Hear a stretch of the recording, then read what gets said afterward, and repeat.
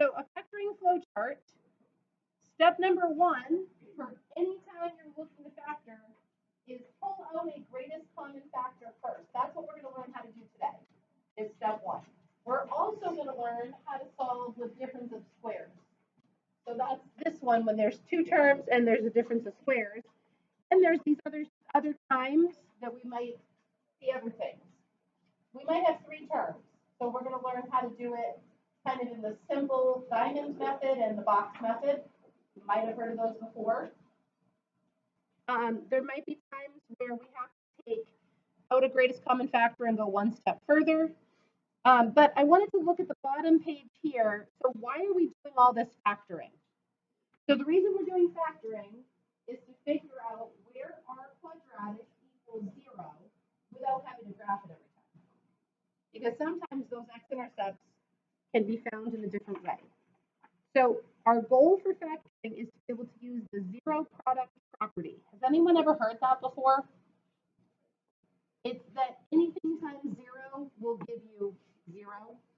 So if you have two numbers being multiplied together, A times B, if that is equal to 0, either A has to be 0 or B has to be 0, or they both have to be 0. Right? Like 7 times 0 would give you 0. So B could be 0. All right, so if you have it in factored form, this is a quadratic that's written in factored form. Remember, we've multiplied these out to put it back into standard form. But if it's in factored form, that's a beautiful thing because I can make this factor equal 0. What x value would have to go here to make this factor equal 0? 3. So would you agree that that would give me 0 here, that would give me -3 here, and 0 times -3 would give me 0? So one of my solutions is when x is equal to 3, because 3 minus 3 gives me 0, and 0 times anything is 0. What could x also be? X could also be 6. So we just solved a quadratic without factoring it. Or sorry, without graphing it. It is factored. X could be 3 or x could be 6. Could someone multiply this out for me? Let's put it in standard form real quick. So if I take x minus 3 and I take x minus 6 and I multiply it together, what would I get? Squared, -6x, -3x, positive 18. So I could graph x squared minus 9x plus 18, and I should have those two x-intercepts. So I just want to prove it to you. This is all connected. What do I have? X squared minus 9x, x plus 18. So I'm just going to check, where are the x-intercepts? They are at 3 and at 6. So to me, factoring is so much easier than graphing. So if you can possibly factor, that's the way you want to do it every single time, rather than having to do negative b over 2a, finding the vertex, graphing it, right? Okay, so this one's a little bit more challenging. I bet you could figure out what x has to be in this second parenthesis. What would x have to be to make that 0? So x has to be -1. But what about for this parenthesis? Right, so this time it's not just -5, right? Because that would give me -10 here plus 5. So what would I have to do to make it 0? You might not be able to do this one in your head, some of you. So, yep, but what you can do is take your expression, set it equal to 0 because you want to make it 0, and then solve for x using your algebra skills. So how would I get x by itself? I would subtract 5 to the other side of the equation, right? So now I'd have 2x equals -5. And then I'd have to divide by 2 on both sides of the equation. So you may start being able to do this in your head, but my other x-intercept is at -5/2.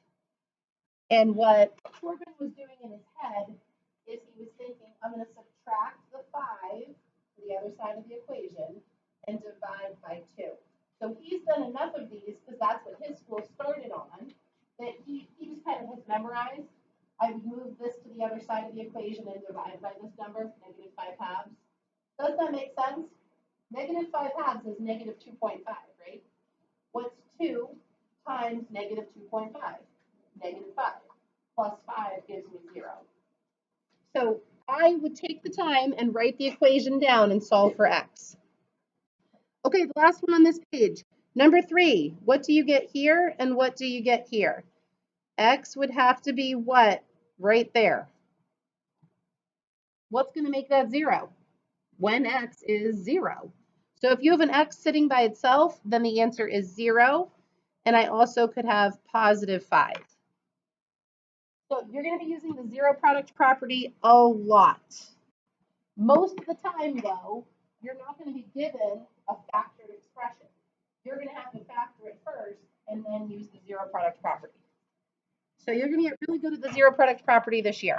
So let's take a look. These are not factored, right? These are just sitting out as standard form, but we're going to try to not have to graph them.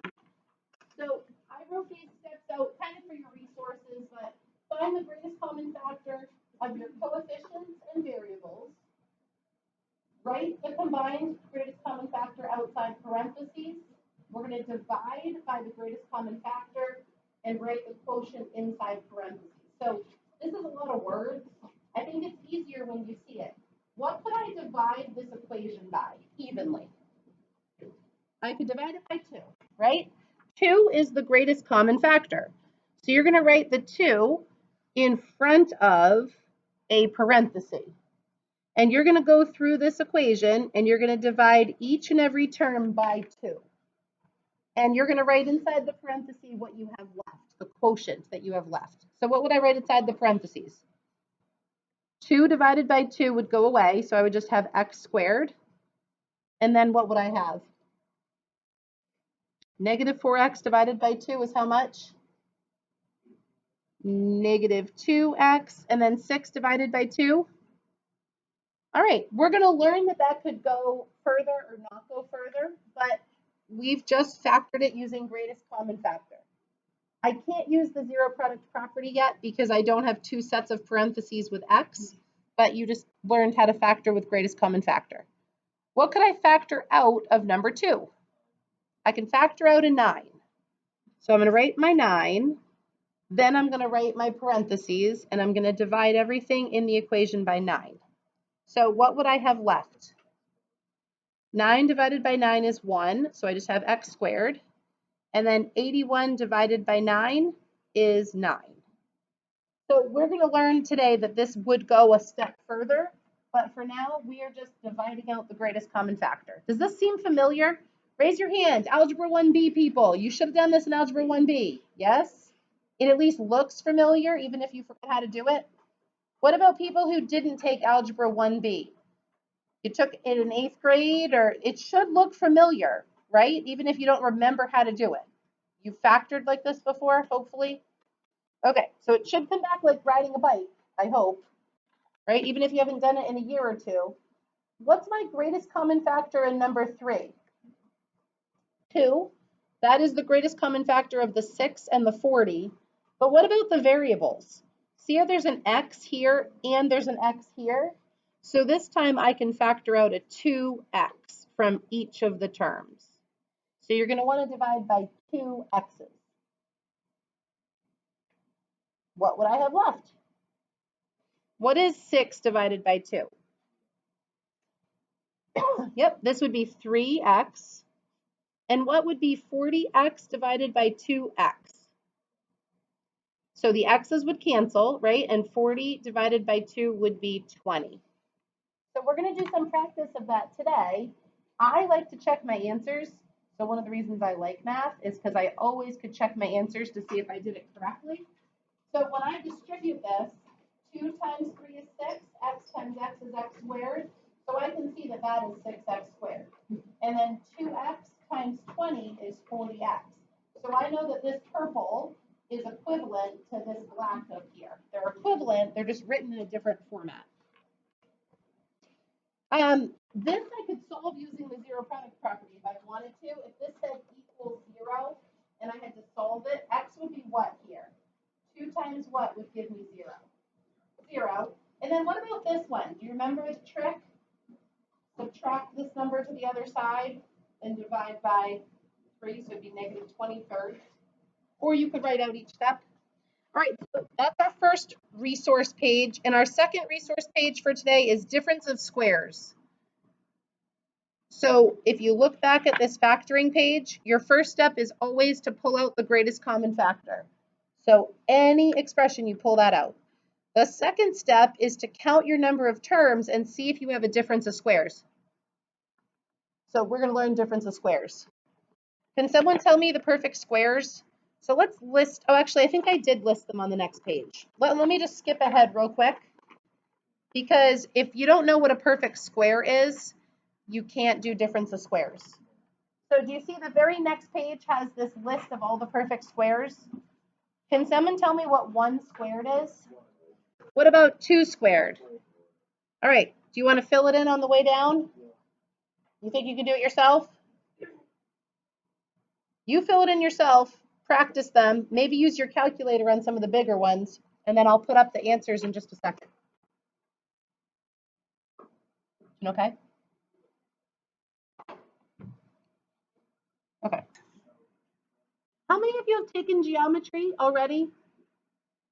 How many of you have not taken geometry? Okay, maybe later this year. Is it on the docket for the spring for some of you? On the docket, meaning on your schedule for the spring? Next year? Are you a junior? And you haven't taken geometry? Freshman or sophomore? That seems weird to me. Anyway, in geometry, you do Pythagorean theorem, but the Pythagorean triples, 1, 4, 9, 16, 25, like these should be like important numbers in your brain. 36, 49, right? Your brain should be like, oh, that's a perfect square. Maybe it doesn't right now because it's been too long since you've had geometry, but I want you to see 1 through 100 and know that those are perfect square numbers. Right? So the integers of the side of the square give you a perfect square. So a 6 by 6 square has an area of 36. That's why it's called a perfect square number, because it can make a square. The area of the square is 6 squared is 36. Did anyone know 11 without using their calculator? You're familiar with 121? And you should be familiar with 144. Does anyone know what a dozen is called? So a dozen is 12. A dozen is actually called a gross.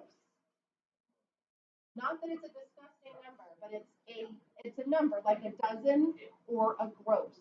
Gross is a dozen. So if you ordered a gross of eggs, you've ordered 12 packs. That's a gross. 13, did anyone know 13 without checking? You know that one? Is 169, and then you know how I remember 14? You reverse it, don't you? 196. If you are not sure, there is a perfect square chart up here to help you if you can see that far. Maybe you need an eye test, but 15, we don't use it a lot, but 225 is a number that you might know. Notice I skipped 16, 17, 18, and 19 because I need to look those up. So I probably won't give you ones that are higher than 15, but why did I put 20 on here? 20 times 20 is easy, right? 2 times 2 is 4, and then you just add 2 zeros. So 20 squared is 400. So anytime you see one of these numbers, you should be looking for a difference of squares. So flip back a page. So when can I use difference of squares? The degree has to be 2. We are solving quadratics here, right? Quadratics has to be x squared. There have to be 2 terms. What is a 2-termed quadratic called? It's called a binomial. It means 2 terms. Monomial, 1 term. Trinomial, 3 terms, right? Then it's just called a polynomial. When there's more than 3 terms, we're going to learn that later this year. And A and C have to be perfect squares. Is there a B value? No. So it's in standard form and it's missing its B value. Okay? So you're going to take the square root of the 2 terms. know what a square root is? What's the square root of 36? 6. We're going backwards. And we're going to put 2 parentheses, and one gets a plus and one gets a minus. So we're going to do it a lot. It may seem kind of forced right now, but you're going to write out 2 binomial parentheses and take the square root of each of those terms. So what would be the square root of x squared minus 9? X and 3, right? So they both get an x and they both get a 3 in their binomial, but one gets a plus and one gets a minus, and then you're done. So why was that so easy? Why did that just work? Because when I go through and multiply that back out, x plus 3, x minus 3, I get x squared here. I get a 3x and a minus 3x, which adds up to 0. And then see how I get my negative 9? Yes, question? I flipped back a page. I'm on resource page 3. It's at the very beginning of your packet. R3, R4. Sorry.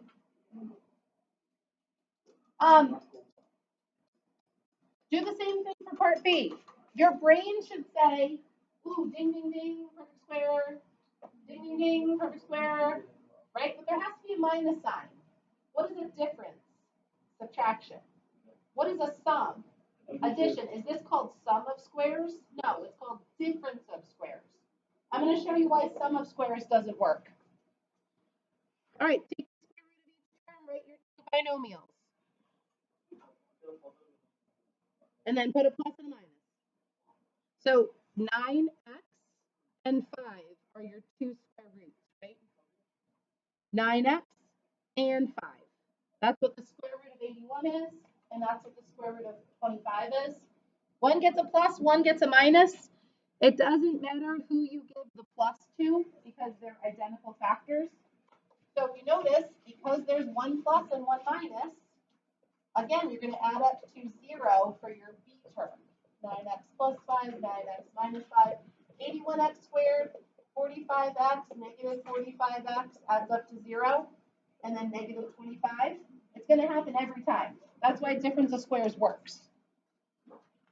Okay, I hope on this side I pointed out why we couldn't do it. Okay, go to that next page. Here are examples of possible difference of squares. It says circle the example if it's a difference of squares, cross out the example if it is not a difference of squares. Is this first one both perfect squares? There's 2 terms and there's a minus sign. Yes. So that is a difference of squares. You have to be able to recognize when you can't use this method. Why can I not use this method on number 2? 40 was not on our list. Look right over here. I go from 36 to 49. 40 is not on the list, so I cannot do this one. So I'm crossing it out because 40 is not a perfect square. Right? So it fails for the difference of squares. What's wrong with this one? There's a plus sign right here. So it's not a difference. And you may think, well, so what? Why can't I do x squared plus 9 the same way? I want to show you why. Actually, I should show you why on your notes. What do you think you might try? Maybe like x plus 3, x plus 3? What happens if I have x plus 3 times x plus 3? When I go and I multiply that out, that actually is equal to x squared plus 6x plus 9, not x squared plus 9. So I end up with this extra term in the middle with my 3 x's. That's why it's not factorable. And how do I graph x squared plus 9? Where does it sit? What's the plus 9 do to it? It goes up 9. Is it concave up or down? What are its x-intercepts? Doesn't have any. So over here, this guy's going to have no solution. If it has factors, it's going to have a solution. If it doesn't have factors, It's either prime or there's no solution. Okay, what's wrong with the next one? What's wrong about it though? 2 is not a perfect square, but 2 is such a nice even number. So oftentimes we overlook and we're like, oh, 2, that must work. 2 is not a perfect square, right? In our list over here, I jumped from 1 to 4 to 9. 2 is not in the list of perfect squares, so I can't do it. Okay, and what's wrong with the last one? Yeah, it has a b term, so it has 3 terms. I can't use difference of squares if I have 3 terms. So when you're factoring, you have to know what to look out for when you can't do it and find the ones that you can use that strategy for. This is called prime. It's not factorable, not factorable, not factorable. This one, I don't think we're going to be able to factor this one either. So if we can't factor these, it doesn't mean that they don't have x-intercepts. This is the only one with no x-intercepts. We need another strategy to solve these other ones. So each strategy has its strengths and its weaknesses. Okay, so you are going to try some practice all the way ahead on page 302 while I kind of walk around and give you some help. So there's quite a few problems. I'd like you to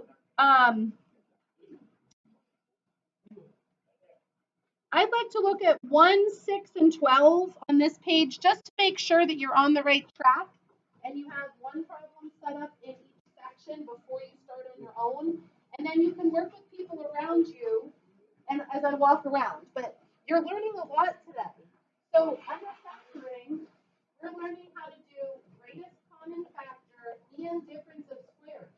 So you've learned 2 out of the 4 factoring strategies today. So we're going to keep practicing those all the way till the quiz next Tuesday. Question? Oh, no question. Okay. Tell me how to answer number 1.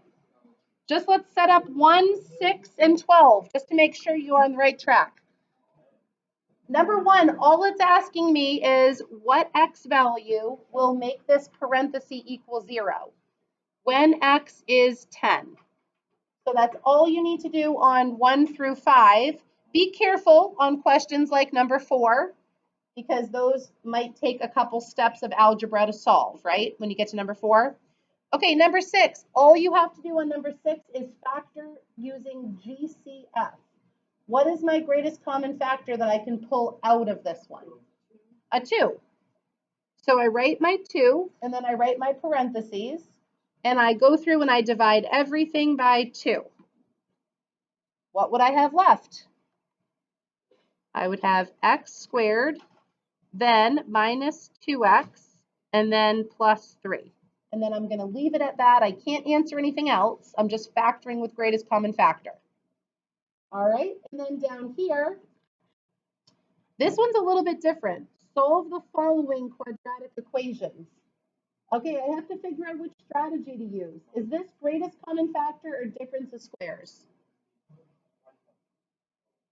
It's a greatest common factor because that's not a minus sign, right? So how would I factor the greatest common factor? What am I going to pull out? What do you see in both places? An x. So I'm going to write my x. I'm going to write my parentheses. I'm going to divide by x in both terms. And what will I have left inside the parentheses? X plus 5 equals 0. Now I have to actually solve this equation by saying what x is in both of those spots. So x is what or x is what? This would just have to be 0, right? Because 0 times anything is 0. And then x in this slot would have to be what?